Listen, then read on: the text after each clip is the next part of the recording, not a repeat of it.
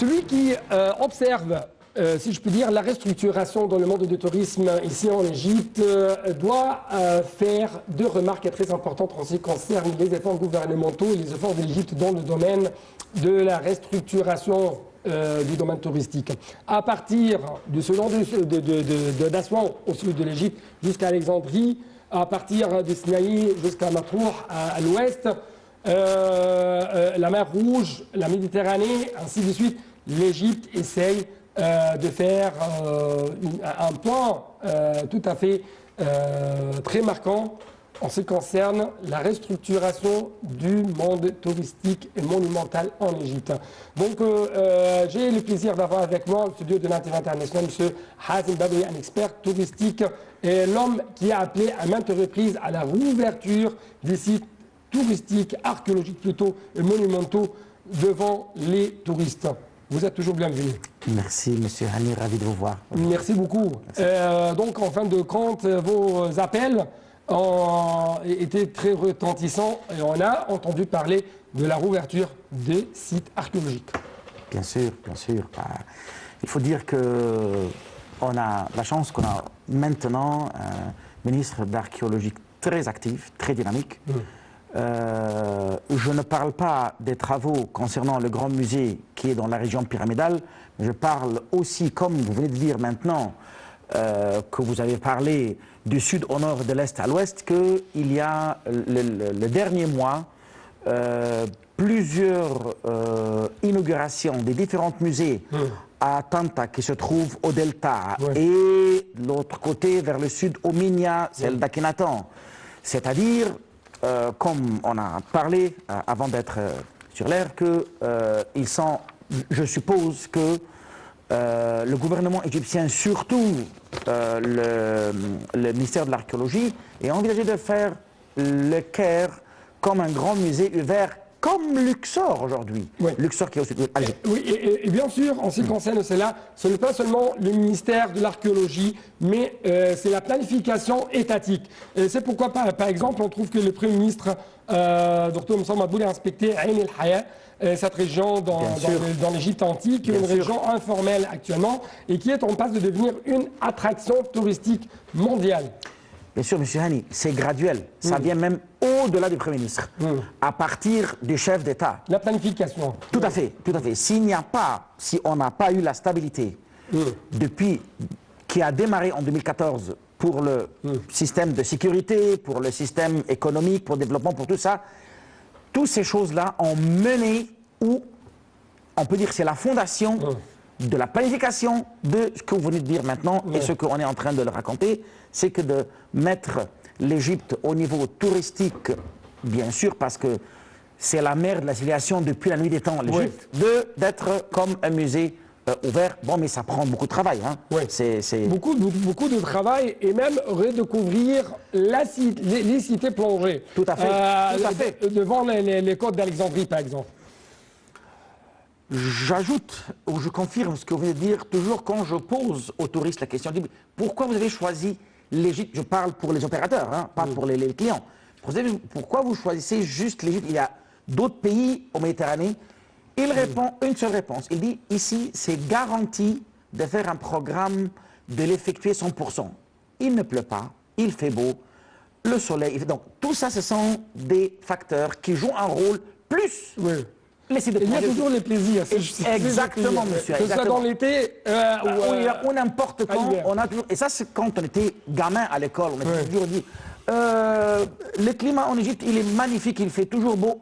Je n'ai pas compris ça. Mais quand on est devenu grand et comme ça, on comprend que, oui, le climat de l'Égypte, il est vraiment très distingué par rapport à tout le monde. Parce que toujours, il fait beau n'importe où. Aussi, l'altitude. Au Sinaï, par exemple, Sud Sinaï, Mont Moïse, etc., il y a 1200 mètres au niveau de la mer et au sud, à Luxor, et il fait chaud. Et moi, je me souviens bien le mois de mars. Parfois, il y a de la neige à Sinaï et en même temps, il fait plus de 35 degrés à Luxor. Oui, ce contraste-là, donc, joue, bien sûr...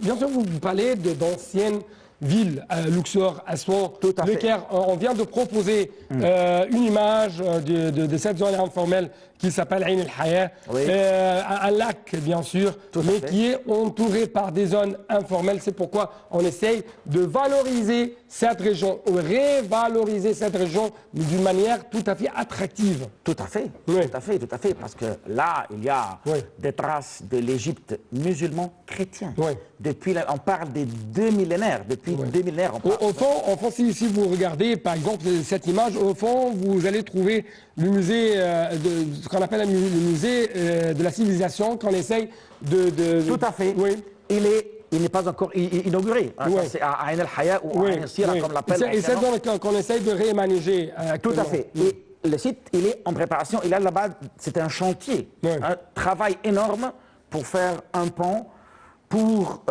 rendre cet endroit-là, lui donne la valeur de faire une visite même à pied, piétonner, piétonner là-bas, pour la voir et l'admirer, surtout depuis le complexe de l'église, les mosquées d'Amr ibn al-As, un des plus anciens mosquées de l'Égypte, jusqu'au musée que vous venez de mentionner maintenant sur la photo, je crois que je le vois. Cette région, bien sûr, c'est une région de l'ère islamique. La capitale d'origine, bien sûr. La capitale Fostat. Tout à fait, oui. tout à fait, tout à fait. Ça, c'est, on peut dire que c'était la porte de l'Égypte, notamment le Caire comme citadelle, il y a 2 millénaires. Hein, les premières églises, premières fondations, il y a le fort de Babylone là-bas, qu'on appelle aujourd'hui le nom touristique, c'est le Caire copte, mais plutôt, je préfère dire le Caire chrétien, parce que le mot copte, ça signifie l'Égypte en principe. Donc, bien sûr, comme vous venez de dire maintenant, ou quand on vient de voir sur les diapositives, sur l'écran, c'est, ils sont, je crois, ces travaux, dans un an, va être prêts pour la visite. Oui, d'autre part, si on parlait de cette restructuration de le monde du tourisme, pourquoi il y a beaucoup de témoignages en ce qui concerne des témoignages qui rendent hommage à ce réaménagement touristiques qui sont en Égypte, on parle même de comment conquérir les autres zones archéologiques, monumentales, malheureusement oubliées ou marginalisées auparavant. Mais aujourd'hui, on essaye de les mettre en priorité. Par exemple, la région de San al-Hajar, au Sharqiya. oui, dans le gouvernement de Sharqiya, à l'est de l'Égypte, il y a toujours des coopérations avec la partie française. Bien sûr. Pour valoriser encore une fois cette région archéologique. Comme région, il est magnifique, mais maintenant, l'État a déjà travaillé à 50% pour les routes et les autoroutes pour amener à ces sites-là. Parce que vraiment, ces sites-là sont merveilleux. Vous savez qu'à San al-Hagar, là-bas, là où il y a Tanis, c'est San al-Hagar et San al-Hagar sont 2 régions, mais ils sont à Sharqiya. C'était une capitale de Ramsès II, le grand Ramsès de l'Égypte qui a tenu le sceptre de l'Égypte pendant 67 ans. Il y a plus que 17 obélisques couchés et érigés là-bas, une quantité qu'on ne le voit pas ni à Luxor ni à Assouan. Obélisque magnifique. Il y a des tombes pas mal colorées et très bien réservées.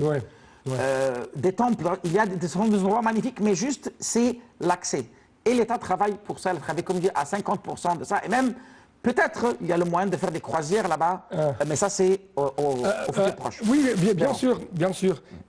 Tout d'abord, Sharqiya, ce gouvernorat à l'est de l'Égypte, est considéré tout au long de l'histoire égyptienne comme le bouclier de l'Égypte. Tout à fait, tout à fait. C'est la porte, le Sharqiya, Zakazir, cet endroit-là, cette région-là. Oui, et bien sûr, pour mettre en valorisation cette région, on a essayé de faire l'infrastructure à travers les axes routiers. Exactement. Exactement. Ils sont en travail maintenant. Ils ont, comme je dis, ils ont travaillé à 50%. Il y a l'axe de Banha rapide qui est magnifique.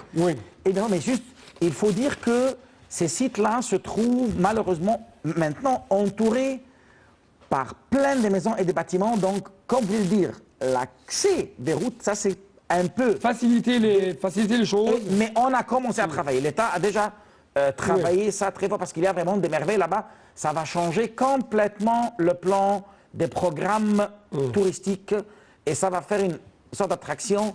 Vraiment, je dirais, les téléspectateurs qui nous entendent maintenant, ils ne se rendent pas compte de quelle valeur sont ces sites-là. Oui, et toujours, il y a une question qui se pose, pourquoi, notamment dans la presse française. Oui.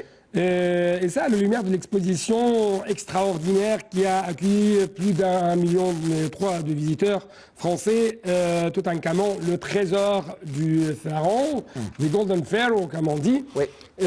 Une question se pose bien sûr. Pourquoi l'Égypte antique fascine autant? Ça, franchement, monsieur Hani, je n'ai pas de réponse.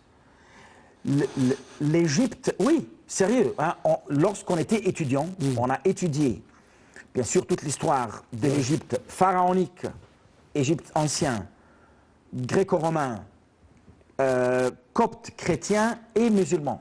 Toujours ce qui fascine, ce qui attire, il a une magie spéciale.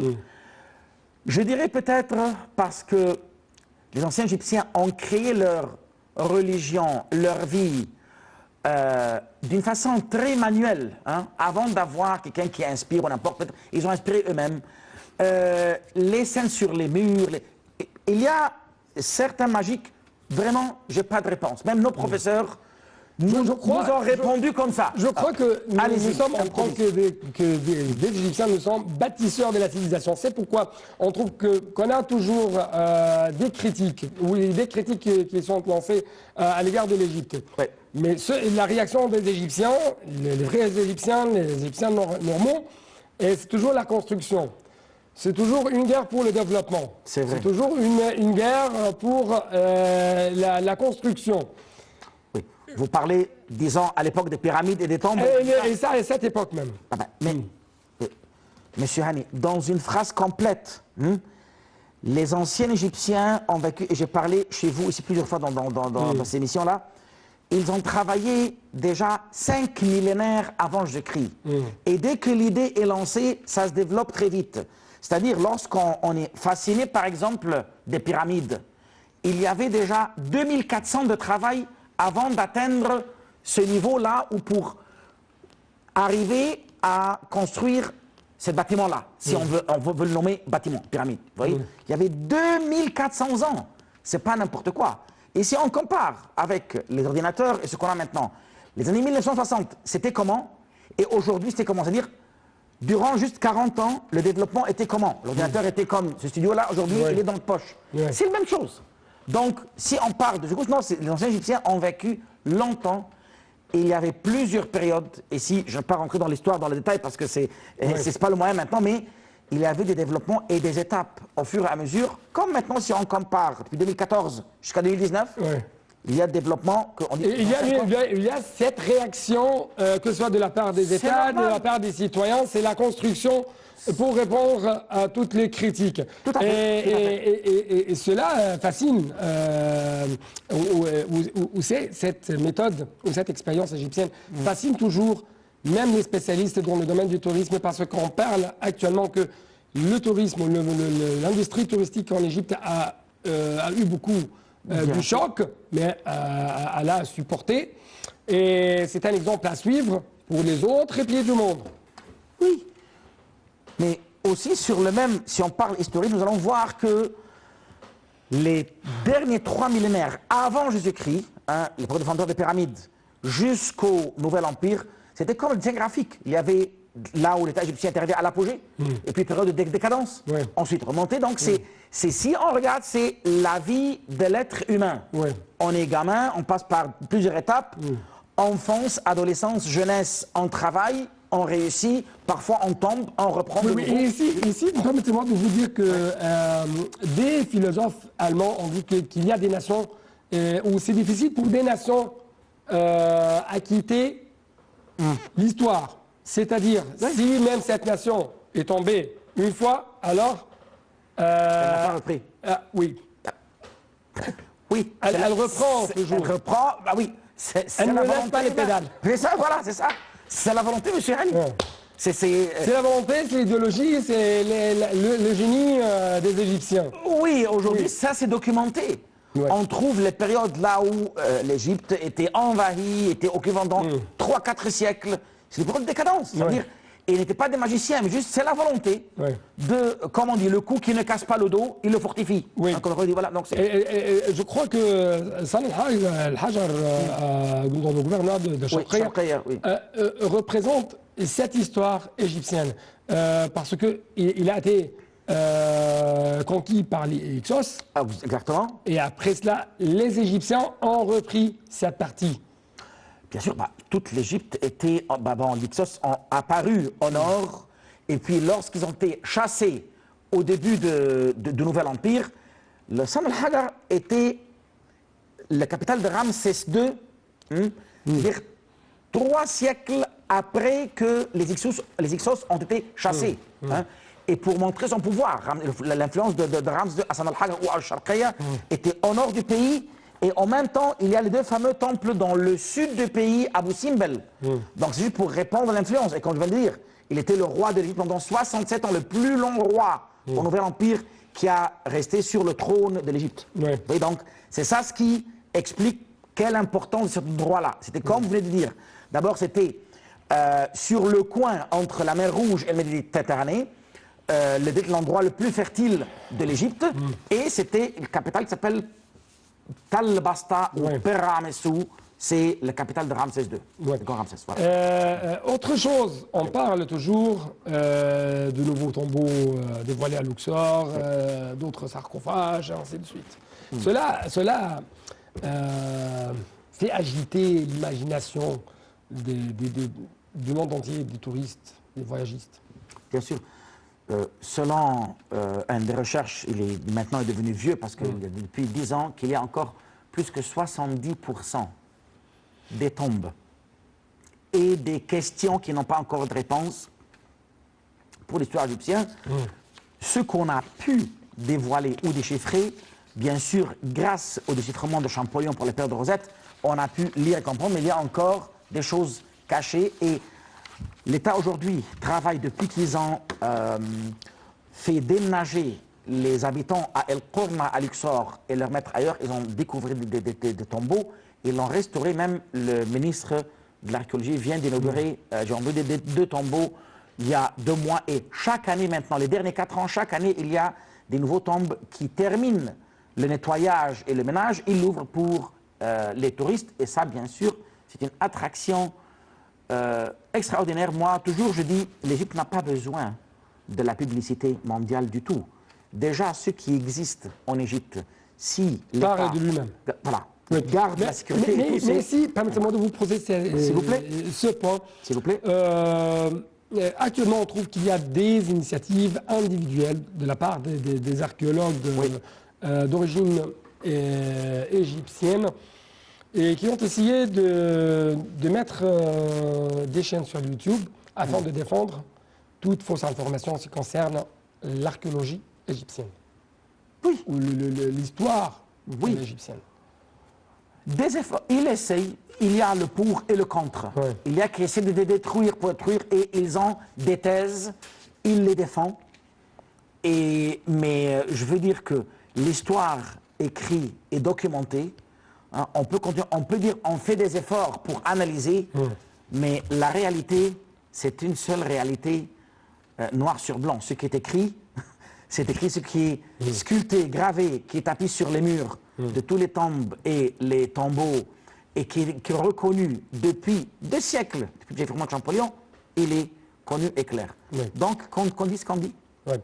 Je ne peux pas rater cette occasion où je vous rencontre sans mentionner la participation égyptienne au Forum panafricain pour la culture et de la paix à Luanda. En fait, il y avait, si je puis dire, une déclaration faite par la ministre de la Culture, Dr Inès Abdeldaïm, qui a dit, ou selon elle, la communication culturelle et artistique avec toutes ses composantes se poursuit entre l'Égypte et l'Afrique pour créer un dialogue d'amitié et de tolérance, compte tenu que la culture est le fondement des nations et la locomotive du développement associé à la paix. Ici, permettez-moi de dire, les Africains sont fiers de la civilisation égyptienne parce que c'est presque la plus éminentes technologies africaines au long de l'histoire humaine. Mais il y a toujours des attaques contre l'Égypte antique, contre même les Égyptiens. C'est pourquoi, comment vous trouvez de telles rencontres intra-africaines? À vrai dire, Monsieur Hani, vous avez répondu dans votre question à ce que je veux dire. Premièrement, jusqu'à 1954, l'Égypte et le Soudan étaient un seul pays. Et le Soudan, c'est la profondeur. Nous sommes des Africains. Les Égyptiens sont des Africains. Hein. Soit la couleur, parce qu'on vit ici au nord, on est clair par rapport à eux, ça n'a rien à voir, mais n'oublie pas que les anciens rois égyptiens, ils venaient du sud, du profondeur du sud. Il y a une partie du temple égyptien qui existe dans les terrains soudanais qui appartenait à l'Égypte jusqu'à 1954. C'est-à-dire le roi de l'Égypte jusqu'à 1952, il s'appelait le roi de l'Égypte et du Soudan. Donc le Soudan, c'est la prolongation de l'Égypte depuis la nuit des temps. Et si on parle du fond du Soudan, c'est-à-dire 3004 km de plus vers le sud, nous sommes dans le cœur de l'Afrique profond, que l'Égypte est partie de l'Afrique. Donc ce qui arrive maintenant, c'est on éveille juste la relation historique. C'est pas quelque chose récent, c'est normal. C'est la même culture, c'est le même... lorsque un Égyptien va vers le sud, ou des gens du sud viennent dans le nord de l'Égypte, ils sont chez eux. Et bien sûr, les Égyptiens, comme leurs ancêtres, essaient toujours de lutter contre le chaos pour arriver à la stabilité. Tout à fait. Beaucoup. Tout à fait. Merci. Merci à vous. Merci pour votre fidélité, chers téléspectateurs, et à la prochaine.